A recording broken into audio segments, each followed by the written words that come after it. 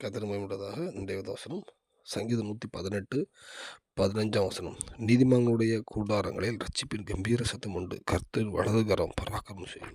கர்த்தர் மகிமையுள்ளதாக. இந்த வசனத்தை பார்க்கும்போது நீதிமான வீட்டில் எப்போ ஒரு கம்பீர சத்தம் இருக்குமா?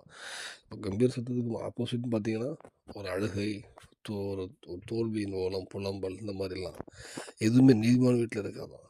நீதிமானா அது எதனாலனா கர்த்தரின் வலதுகரம் பராக்கிரமம் செய்யும். ஒரு நீதிமானா வாழும்போது தான் நம்ம வீட்டில் கர்த்தருடைய கரம் பராக்கிரமம் செய்யும். இன்னும் நோவா நீதிமானா இருந்தாலும் எதை சொல்லுது, அதன் மட்டும் மொத்த குடும்பமும் ரசிக்கப்பட்டது.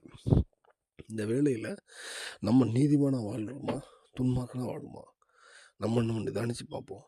ஒரு விஷயம் நம்ம அர்ப்பணிப்போம்.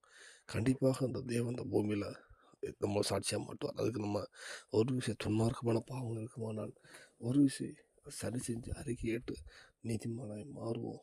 பசுத்தமாக உங்கள் வீட்டில் தேவோட கரம் பராக்கிரமம் செய்யும். உங்கள் வீட்லேயும் உங்கள் ரட்சிப்பின் கம்பீர சத்தம் கொண்டு வரும். அழுகை புலம்பல் சத்தெல்லாம் உங்கள் வீட்டுக்கு மாறும். இந்த பூமியில் சாட்சியில் வாழ்க்கை தருவார். பரலோகத்துக்கு ஆயத்தப்படுத்துவார்.